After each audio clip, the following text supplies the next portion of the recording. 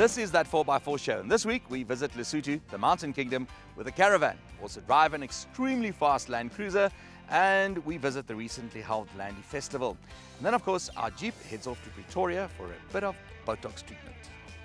Lesotho is not a place for sissies, and it's definitely not a place for a normal road caravan. So we took a stock standard Jurgen's Safari Explorer, towed by a stock standard Toyota Fortuner 3-litre D4D 4x4, through the Mountain Kingdom on a 300-kilometer adventure. Then, if the standard V6 engine in the double cab Toyota Land Cruiser is a bit limp-wristed for you, you can always strap on a supercharger and 35-inch wheels. We also traveled to the Landy Festival to try and find out what it is that makes Land Rover enthusiasts tick and love their steeds so much. And lastly, we also booked in our Jeep Wrangler V6 Rubicon at the four-wheel drive trucking company for a radical makeover. We check in with the Jeep to see what Gary Schwemmer and his team have in store for our Rubicon. But first, a letter from a viewer. Dan Henderson writes, "Dear Bernie, I've always wondered about off-road caravans. Can these expensive caravans really go off-road, or is it just a clever marketing ploy where they stick a safari sticker on and mount a spare wheel on the back and sell the vans at a premium price to unsuspecting customers?" Well, Dan, now that really sounds like a challenge.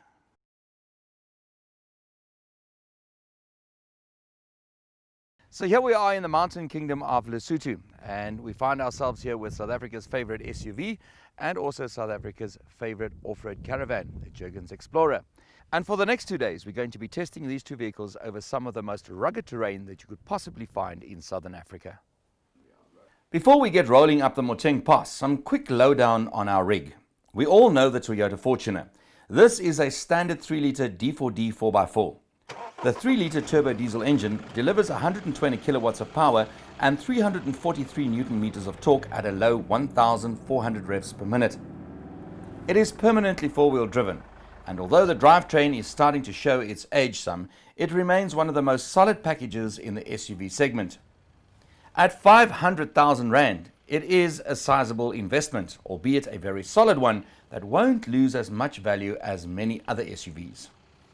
The Jurgen's Safari Explorer shares a number of qualities with the Toyota. As the best-selling premium off-road caravan on the market, it may not be the newest and most modern kid on the block, but its reputation is rock solid, as is its resale value. The 4-berth caravan has a pop-up roof, an awning, a shower system, a slide-out kitchen and massive fridge. Inside, the finish is solid and luxurious. The Explorer has a gross vehicle weight of 1,650 kilograms, so when it is loaded up for that long-distance trip, it is no lightweight. At 280,000 Rand, it's a bit bigger investment than that two-man tent at your local outdoor shop. But, like the Fortuner, the Explorer's solid reputation, built up over many years, sees it retain its value better than most other pre-owned caravans. But enough with the details. Let's get the show on the road as we head up the steep Moteng Pass, which will take us to almost 3,000 meters above sea level. At this altitude, the Toyota's turbocharger is a blessing. A naturally aspirated engine loses horses very fast here. However, with about 1,500 tons in tow, this is no light task. So I've been switching between high range and low range the whole time just to find a bit of extra power up here in the mountains because of the power loss and the thin air. And as we know, it's not a good thing to be in low range on a tar surface. So I've had to alternate between high range and low range the whole time just to get that add a bit of power. Up and up we went until finally we reached the top of the pass. So we've reached which is supposedly the highest drivable pass in Southern Africa. Tlayeng Pass at 3,251 meters here in the Mountain Kingdom of Lesotho. Up until now, I haven't seen any other caravans around. So far, so good. But any normal on-road caravan would have been able to complete this task. On to more challenging tests then. On we went, past the Oxbow Lodge, and then we bid the smooth tar surface farewell for the next 2 days. From here on, it would just be gravel, rocks and some more gravel. This is now where the Jurgen's Explorer starts coming into its own. With its heavy-duty chassis and rubber torsion-independent swing arm suspension rated at 1,800 kilograms, the Explorer was designed to handle conditions like this all day long. It also features several bash plates and crash bars to help protect the body. But this was still the very easy part.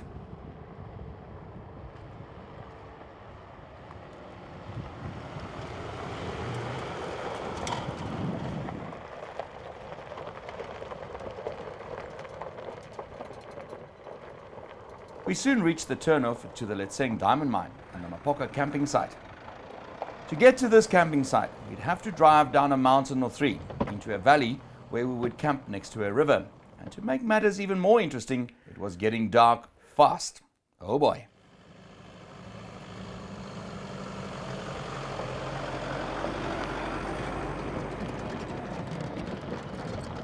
The track soon got a whole lot of tricky. Fortunate standard side steps soon took some blows as we dragged the caravan over the rocky terrain. Ditto for the caravan's bash plate, directly underneath the tow bar. The Toyota's rear differential lock was soon called up from the reserve bench too as the rocks got bigger. On and on we plodded, down the tracks that have clearly been washed away by recent rains. The Explorer's all-terrain tires manned up against the rocks, and Fortuner carried on regardless, dragging the 1.5-ton caravan down the mountain over the rocks.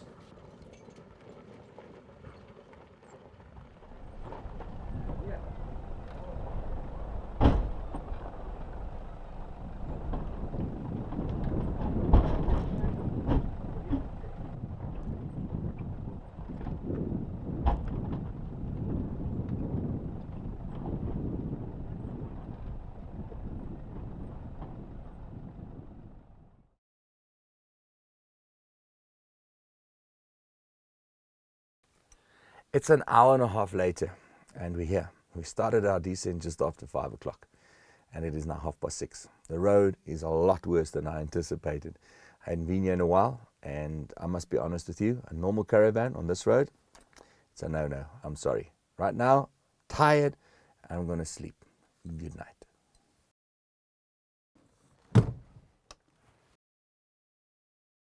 Thabo Marewa wrote an email in which he said, "Bernie, I don't understand why some people are so besotted with Land Rovers. These 4x4s, what is so special about them? And who are these people that love Land Rovers so much?" You know what, Thabo? I kind of share your sentiment. We should actually ask our cameraman because he's one of those people. But we went to the recently held Landy Festival to find out more. Welcome to the 2014 Land Rover Festival, held at the Soetdoring Vakansieplaas near Vereniging. The event comprised a 4x4 trail, an outdoor expo, food and entertainment, and lots of Landy goodies. But to answer your question, Thabo, let's look at some of the observations and conclusions we have arrived at after some, well, thorough research. Point 1. Land Rover enthusiasts seem to have a particularly keen sense of fashion and dress code. Point 2. Land Rover enthusiasts like to watch a very cool Huey helicopter put out a Veldfire. Point 3. Land Rover enthusiasts like to drive around in circles to try and beat a Guinness World Record for the most vehicles in a Land Rover convoy. Point 4. Land Rover enthusiasts are really enthusiastic about driving through mud. Point 5. Land Rover owners believe the vehicles can achieve anything, even if they are stock standard and the obstacle is extremely difficult. Point 6. Land Rover enthusiasts like to buy cool stuff about Land Rovers. Point 7. Land Rover enthusiasts like to stand around in groups and listen to a man who speaks a funny language. And point 8. Land Rover enthusiasts like to watch other Land Rover enthusiasts drive through mud and over obstacles. Okay, on a more serious note, once you've driven a Defender on a dirt road somewhere in Africa, you will probably understand why people dig their Land Rovers so much. The older ones are not fast, not comfortable, and certainly not luxurious, but there's just something about a Landy that makes you want to drive it again and again. In summary then, Land Rover, be it an old one or a new one, can turn almost any journey into an adventure, or at least make you feel as if you are in the middle of an adventure. It's a 4x4 that has soul. Sometimes you just have to push it a little. Fix an oil leak, get a Toyota to tow you, and so on. And can I tell you a little secret? I had 4 Land Rovers in my life. It's time to head off to TJM in Pretoria East and that four-wheel drive trucking company to find out how our Jeep Wrangler V6 project vehicle is getting along.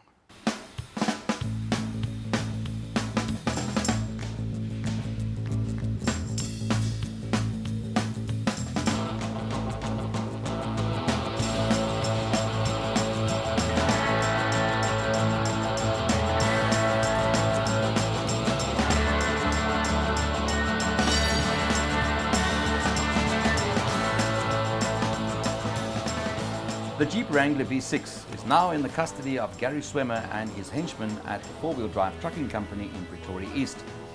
Gary specializes in custom 4x4 and overland builds, and we've given him a right challenge in turning the short on interior space two-door Wrangler into an even more accomplished off-roader with limited overlanding abilities for two persons. So first things first, and Paul removes the standard plastic front bumper. Next, the team checks the fitment of a new TJM bull bar designed specifically for the Jeep. Gary has some plans for this bull bar though. Not content with the same old, Gary puts in an order for a chopped bull bar. So Paul has to cut the bull bar shorter to create a unique new bar. And then the man arrived with some lights. Corné van der Merwe is the official importer of JW's speaker LED lights from the USA. These top quality LED lights replaces the Jeep's standard halogen headlamps with a plug-and-play solution and provide substantially more light for nighttime driving. These units are not cheap. Set like this retails for 13,500 Rand. Find out more about Gary Swemmer and his team and the speaker headlights on our Facebook site. Next week, the Jeep's wheel arches get some custom attention. We find out how that custom bull bar turned out. The Land Cruiser pickup V6 comes with a handy 176 kilowatts of power. But what do you do if you need 100 kilowatt extra? Well, you take it to Gary Swemmer and you ask him to make a plan. Meet one of the four-wheel drive trucking company's latest creations, a supercharged Toyota Land Cruiser double cab bucky with 261 kilowatt of power and 550 Newton meters of torque. It's got just about every upgrade in the book and then some. Gary explains. Well, we built a few cruisers in the last 10 years, and a lot of our clients have come back, and about a year ago we did a Arctic cruiser, the first one. It was mine. It was a V6 single cab, and one of our clients saw it, a photo of it, and he brought the new double cab, and he asked us would we do that. For the engine and brake upgrade, the cruiser was sent to supercharging experts Rob Green Motorsport in Randburg. There, the imported supercharger system was fitted, along with a high-performance exhaust system and the upgraded braking system, which features ventilated discs and upgraded pads. The suspension was upgraded with TJM parts, and big 35-inch Cooper Discoverer mud-terrain tires on Arctic truck rims were added. Gary had the new wheel arches custom-made too. A new rear bar with a spare wheel carrier was added, along with rock sliders. 6 KC driving lights make light of night, and a tonneau cover for the buck keep prying eyes out. The front bumper is another TJM item, and this one is even fitted with special LED spotlights instead of the customary halogen lights. A heavy-duty winch is standard too, of course. The upgrades were not limited to the exterior. In the cabin, custom door panels with upgraded speakers were fitted along with an amplifier. The standard cloth seats also came in for some treatment. They are now fitted out in suave leather with white stitching. But that's all bling, you may say. What is this cruiser like to drive?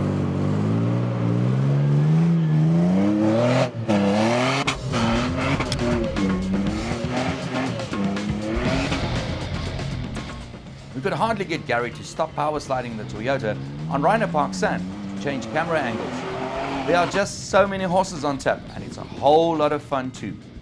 But surely there must be a downside to all this awesomeness. Well, theoretically, yes. Land Cruiser has a serious drinking problem. All them horses that need feeding. Oh, and there's the other small matter of cost. The owner of this Toyota spent almost 500,000 Rand over and above the 500,000 Rand purchase price. So this is essentially a R1 million Land Cruiser bucky that has a serious drinking problem. So theoretically, maybe just a little bit over the top. But from a real-world Land Cruiser driving point of view, this is as good as it gets. So we made it to the Mapoka campsite, very close to Letseng Diamond Mine. And now it was time to get to Sani Top Chalets and the infamous Sani Pass. It was a freezing cold morning in Lesotho, like in really, really freezing. So I did what any reasonable person would do, and got back into the explorer's warm bed. But the clock was ticking, and eventually I could delay it no more. Armed with 6 layers of clothing and all kinds of cold-averting paraphernalia, I braved the day ahead. After a steaming cup of coffee, it was time to assess any damage incurred the previous evening on the rocky descent into the valley. Okay, so there was always going to be a risk of some damage somewhere, and that's why this plate is here. And as you can see, it's taken some serious shots, because this is always going to be the lowest point. So it's bent, but otherwise there's nothing else that has been damaged on this caravan, which I'm actually quite surprised at. When it comes to the vehicle, we have the standard side runners as is from the manufacturer, and there's no visible damage. The only damage is right underneath where the brackets are, that it's caught on rocks. But otherwise, nothing. I'm actually quite surprised considering where we drove yesterday. I don't think you really get the right picture by seeing it on camera. It was a lot worse than it looked, that I can promise you. We soon hit the tracks, bidding the campsite and the friendly Alice farewell. And just outside the campsite, the first challenge, the first water crossing. It was a particularly rocky crossing, and at the final climb, a big rock in front of the Toyota's one wheel brought the train to a halt. Reversed to get a better angle, and Bob's your uncle. Onwards and forwards and whatnot we went. This road is not really a road. It is essentially a two-spur track that connects the various families that live in this beautiful valley with each other. There are obviously not a lot of vehicles using these tracks, so they are rugged and tough. Standard tar-bound caravan won't survive 500 meters of this track. And then, just to remind us that we were in one of the toughest environments in Southern Africa, the explorer's left wheel locked up. Further investigation revealed that a rock had hit the brake line the previous evening, and the left drum brake was effectively jammed. After some high-tech repairs, the problem was solved, and onwards we towed until we got to a lookout point. This is one of the most spectacular scenic countries in the world. I just love Lesotho.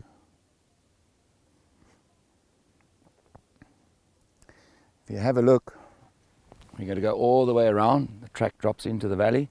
Right down at the bottom there runs a track past the blue gum trees, and our next water crossing is at the bottom there in the valley. The track slowly snaked its way through the mountains on a way to the Maloraneng Lodge, another one of Letseng Diamond Mine's community upliftment projects. A few more water crossings, a few more rocks, more mountains, and finally we arrived at the lodge. But time was waiting for no fortuner and explorer, and we still had plenty of dirt road and a bit of tar to cover.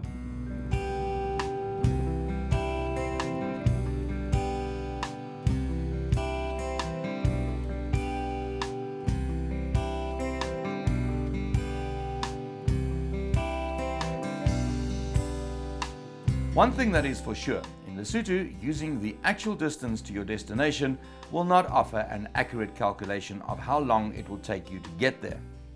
Instead, the locals speak only in hours, so it will take 5 hours to drive from X to Y and so on. We arrived at the last section for the day, the beautiful and challenging route from Mogotlong to the top of the Sani Pass. But instead of beautiful and spectacular, we found loads of red Chinese trucks, lots of bitumen, and roadworks that have completely destroyed the attraction of this route. Sure, progress is progress, but it's also sad that this historic piece of road, so beautiful and amazing, will now be forever lost. Instead of brave adventurers in 4x4s, the road will soon be filled with our buses filled with tourists. Oh well, c'est la vie.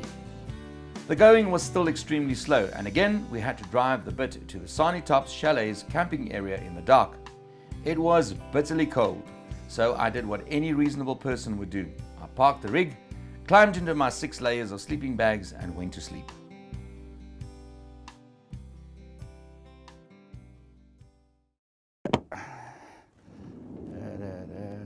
It was another cold morning, and there I was in a rather happy mood. Here's the kettle. Polly put the kettle on. Disaster! My bottle of coffee has exploded. I need to go and find a man that's got a warm pot of coffee.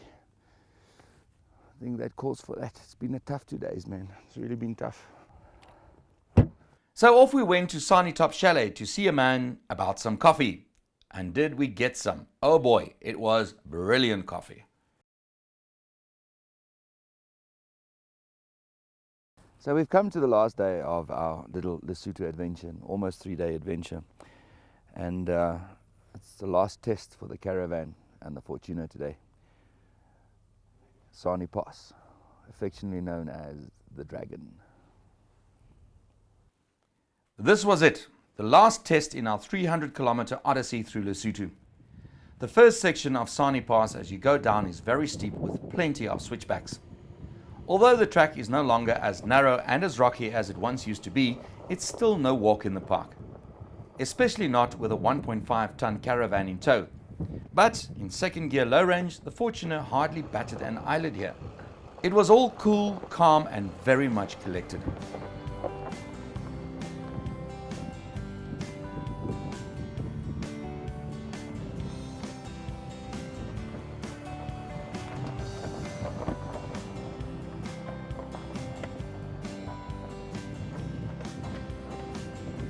With that steep section dispatched, it was only the last stretch to the SA border post that remained. And finally, alas, it was done. It was time for the final hurrah. So the question that was asked was, is an off-road caravan just a clever marketing ploy or not? Well, the simple answer is no.